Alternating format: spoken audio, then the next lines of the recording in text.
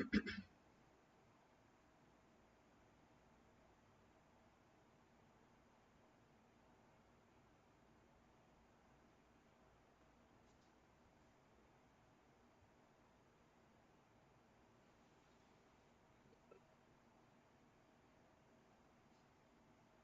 right, peace and blessings, family. This is your brother Yahya with another episode of Buried in a Shallow Grave, the live experience where we pull back the dirty and the dirt that they tried to bury. You know they tried to bury us, and they tried to bury us underneath so much lies, so much falsehood that we needed a guide.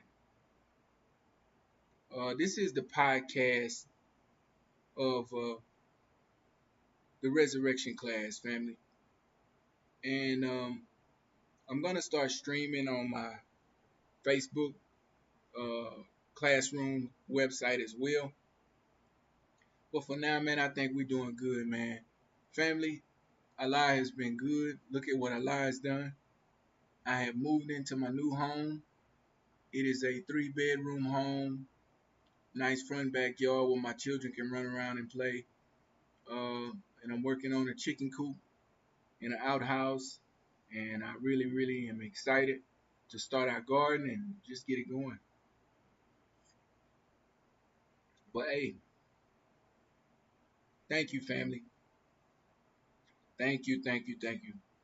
Today, family, we're gonna unpack something real, and we're gonna get right to it. And you know, I have always been somebody who has brought up the word systems. Systems is something that I bring up often in my lives. The word systems probably comes up 20 times more often than any other word that I say. The systems that were built, they don't support us. They do not support us. They suppress us. They keep us in bondage. They keep us locked away mentally, spiritually, and economically, which affects us. This is not a conspiracy podcast. Today I'm doing a podcast by myself, obviously. But in the future I will be having guests come on and join in with us. But for now, family, I think I can handle it. This is a condition that black people are dealing with, not one that we put on ourselves, but one that was placed on us by a wicked ruler. Now, I'm not just talking from emotion when I speak. As a matter of fact, very little emotion goes into what I have to say. More so, I am speaking about evidence, history, truth. What is a system? What is a system? A system is a set of parts, a set of parts that work together. And these two parts work together as a whole to achieve a higher goal. The gas station you use is a system. Walmart, Kroger's, HEB, these are systems. The school district, the corner store, the justice system, all systems. Okay? All of these are systems. But ask yourself, who builds these systems? And what purpose do they serve? And what do they have in mind? What is their motive? They work smoothly because they were never built with you in mind. Believe that. They were not built with you in mind, family. No, ma'am. No, sir. And the truth of the matter is,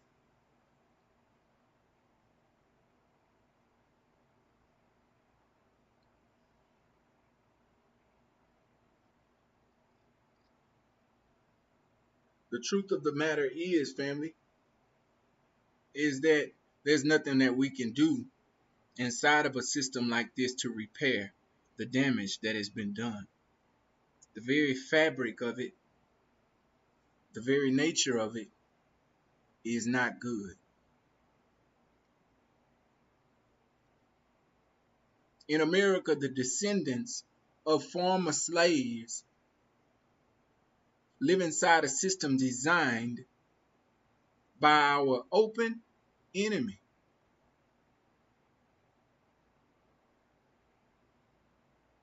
A system that taught us to be employees, not owners, not someone who owns the building, but renters of the building, not landlords, but consumers, not creators, but people who watch others create. When you are born in a system like that, where your worth is only seen when you're spending money, entertaining, or performing in some kind of foolish way, then you must realize, family, you were never meant to be free in that kind of system.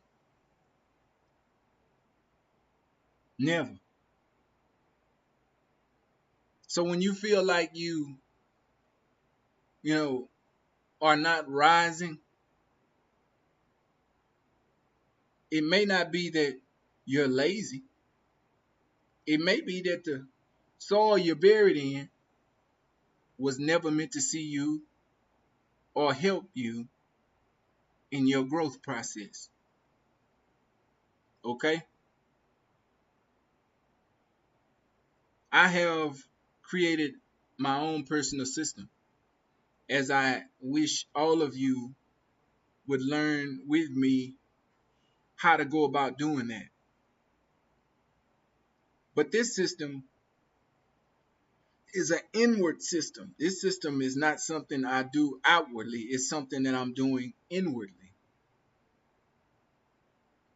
One of the things I'm doing is protecting my mind.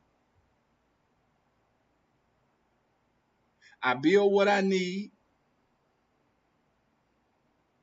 and I always strive to resurrect the part of me that was stolen. That includes everyone that looks like me. And if you ain't got your own system, you're living in somebody else's system. A system that's doing the exact same thing.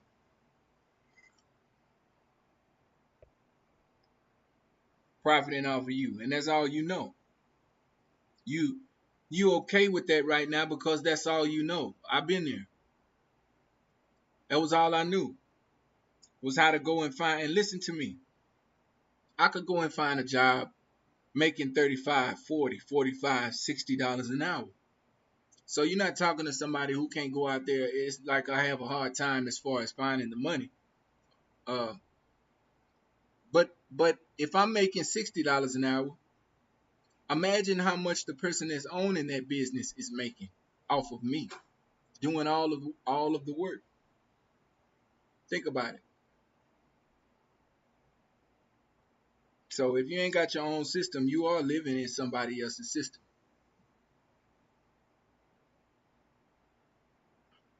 And if that system was designed, to destroy, and it was, if that system was designed to kill your dream, and it was, you got to unplug from that system and build one that protects your gift. that protects your future, that protects your dream, that protects your hope. The Honorable Elijah Muhammad taught us, do for self or suffer the consequences. Now you think about that. Minister Farrakhan has been warning us for decades. They have a plan for us, family. They do have a plan for us. But the thing is, I don't think we're going to like the plan that they have for us. The question is, do you have a plan for yourself? The schools didn't teach us to be men. I didn't learn how to be a man going to school.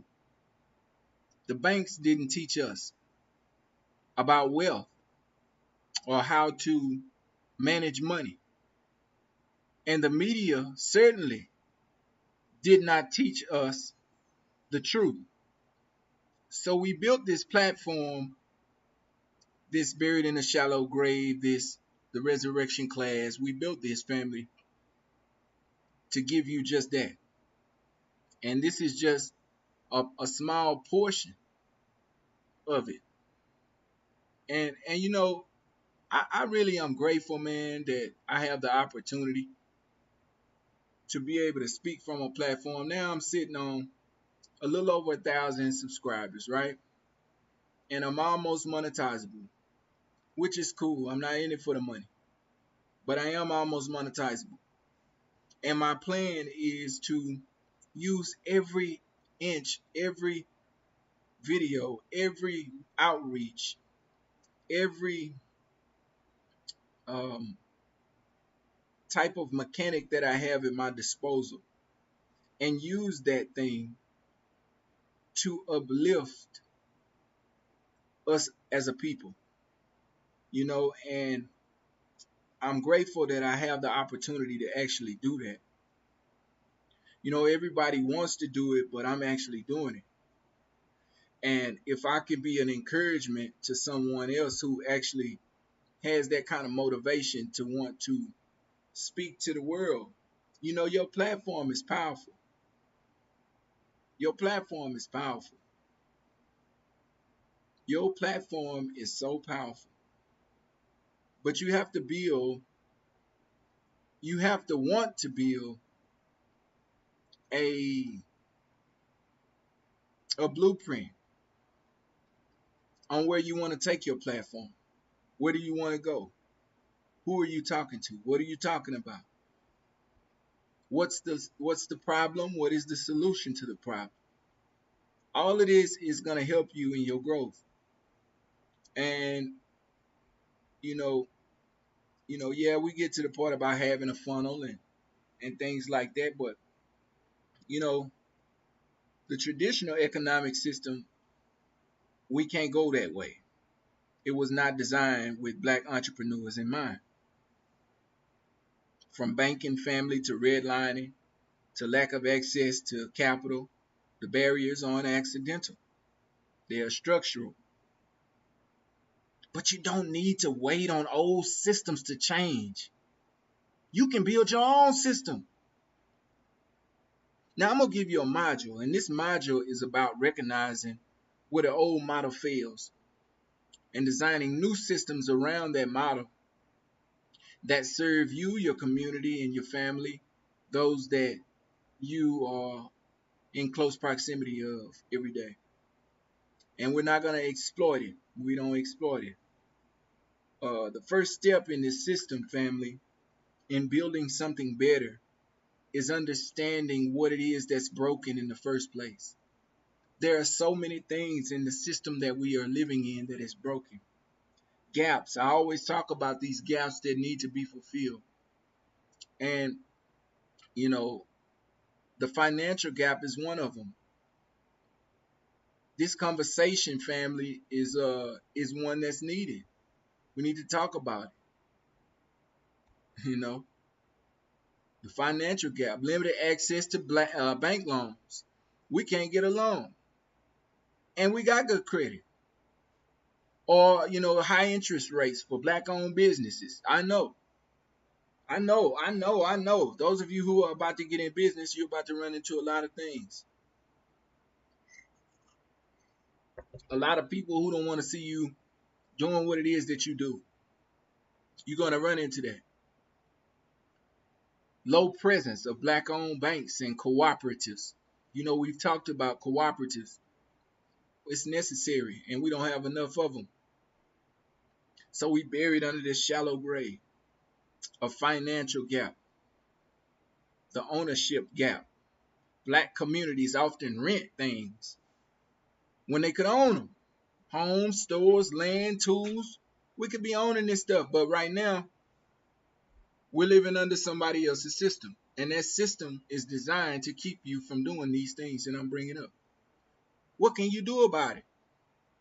You can take action, you know. Take stock of what you rent that could be owned collectively. I told you about a shared delivery van. You might have people who actually are out there doing something and are in need of a van. Well, you could figure out a way that you could lease that van out as a cooperative van. You might lease it out to about 3 or 4 different small black businesses so that they can do their own moving. It's so many different gaps. Many entrepreneurs don't get access to business education, family, and networking or insider opportunities. I went to this workshop and you know, just to find out how many black people that are in business that just simply did not have a Discord. I understand, but when I looked at the ratio of those who were not of uh, my blackness, they were all involved in it, and they were using it in a way that was really productive. And here I am on Discord, a black business owner, and there's not a lot of people that look like me on that website. But anyway, you know, we got to think about how to formalize uh, that for others in our circle. Networking, systems, systems. System thinking means seeing beyond the hustle and looking at the ecosystem. You want to see the ecosystem of what it is that you want to create, but you got to see it here. And I'm gonna tell you, man, listen. There was a time where I was being so affected by the work world. So many different things were going on out there in the work world, and I was experiencing them. COVID-19 had just hit. Um, I was actually traveling through a town where, you know, they really didn't like blacks, but that's where the money was for me in my trade. And in order for me to go and get that money for my family, I had to deal with this high level of discrimination. And I can remember saying to myself, you know, if I can just stay long enough working for the man, the so-called man, then I can build enough so that I will never have to work for him again. I don't have pleasure in working for him. Not because I don't like him, but because he is absolutely impossible to deal with. And I don't see myself having a future in his world. But you have to remember, when you make those decisions, family, that you want to do this, you don't have to go at it alone. And as a matter of fact, you don't want to go at it alone. You don't want to go at it alone. You need allies, suppliers, and you know you need customers and co-builders. See? And that's something that we are really going to have to learn how to accept if we want to go into the next level of our business, the next level of thinking. A black-owned grocery store could partner with local black farmers. herbalists, delivery drivers, chefs, to create a closed loop food ecosystem. See, you have to see it, and you have to know what it is that you're going to need to get that thing rolling. You see what I'm saying? You got to know what it is you're going to need to get that thing rolling. Now, the question is are you ready to do it? Old systems operate on scarcity, gatekeeping, and individualism. Your new system does not have to do that. You can create a new set of rules. You can prioritize collaborations over competition. You don't need to be in competition with your fellow black business owner. You can design cultural values and keep in mind, the trust and reciprocity and transparency that you will want when you go into your business or someone else's business. So I talked about these things, man. I talked about them with you because when you look at the big picture of us as business owners, we don't have a problem going out there and going for self on a mass scale. But we do have a large problem of being cooperative. There is a need for collective power, cooperative power. A cooperative is just a business owned and run by its members. Everyone shares profit, everyone shares the risk, and everyone shares the decision making. Now, that takes a lot of burden off you, but your problem is you don't think you can trust nobody else.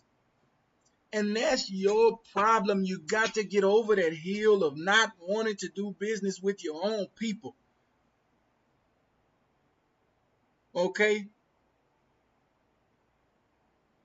Think about worker co-ops owned by the workers.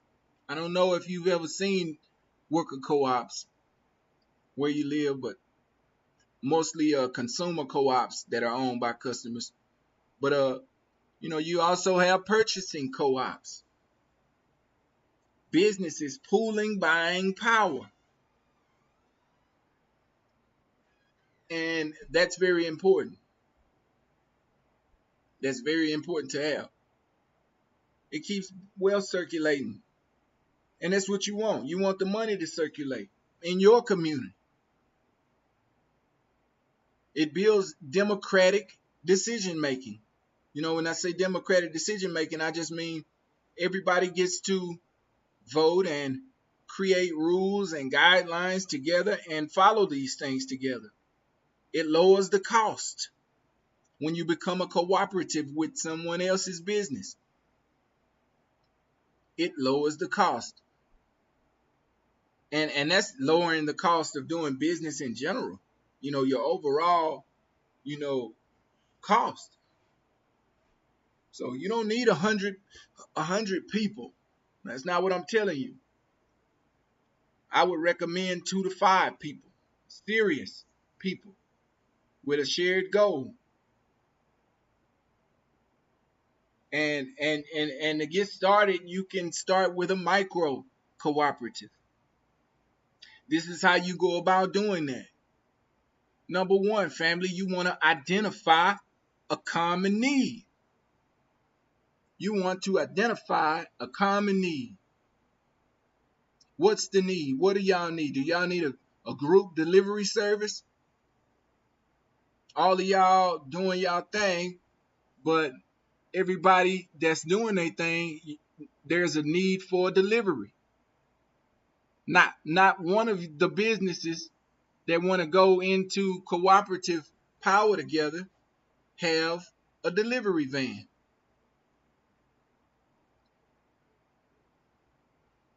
You want to form a working group, family, with clear values. You want clear values. And I'll talk about what that looks like in a future live. There's a couple of things I'm going to touch on in a future live from this live. But right now I'm focused on driving home to you a certain format, a certain plan. I want you to understand that you don't have to fear going into business with your cousin, with your brother, with your uncle, with your auntie. You don't have to fear it. Don't let that stop you from becoming the person that you know you want to be, all because you're afraid that the person that you're going to go into business with is going to do something to sabotage the business. What you need in order to replace that fear is, you ready? The solution to that is you want to draft an operating agreement. Do you know what that is? You want to draft an operating agreement. Why? Because everybody is a collective on the operating agreement. All of y'all have got in the room somewhere or had a meeting and sat down or went out to eat and y'all discussed what you want out of the business, what you don't want out of the business. You all had a time to play your part in what you see as good for business and what you see bad for business. And you also have these type of warnings and these type of stipulations where if one does not perform after signing this operating agreement, the values and the responsibilities that they signed up for, then everybody knows that there are consequences. And these consequences are going to be discussed in this room while y'all in there, I'm hoping. And everybody understands that, whatever is on this paper, you might have the first time as a warning. They don't show up or they don't pay their monthly rent. You may have a warning period and let them set up a payment plan or something. But the second time they're automatically out, and everybody understands it that day. It's not something that y'all carry on and they're shocked about in the end because you have a cooperative operating agreement. And then you want to pool your initial capital, small reoccurring contributions of some kind. I don't know how you want to go about doing it, but I will have a separate live where I can talk about different ways that you can. And you want to use the profits that you make to reinvest in what it is that you do so that you grow. All right? I'm telling you, man, venture capital often ignores black founders. That's a fact. It often ignores us. The banks gatekeep us out of grants, and grants are competitive and inconsistent. The alternative model to getting a grant, I would say, would be crowdfunding, peer lending circles, community investment trusts, which look like this. A crowdfunding, you could get, you could use platforms like uh, Kickstarter, GoFundMe, Fund Blank Founders, Fund Black Founders, and you put your clear impact goal on there, and you will get support, especially if you're real. Groups even contribute monthly and rotate money. Who gets the money? Who gets the lump sum of the money? So kind of like pooling, you know, 5 people 1 month put all their money together, and one person out of the group gets that money, and then so on and so forth. I don't recommend that one, but teach his own. I wanted to still offer it to you and give you ideas, not based on what I want from you, but I want to give you as many different ways to view this as possible. Because whatever fits you and your business, alhamdulillah. Don't just build for today, man. Don't just build what you're building for today. Because if you're building business, you don't want what you're doing to be temporal. You don't want it to be temporal.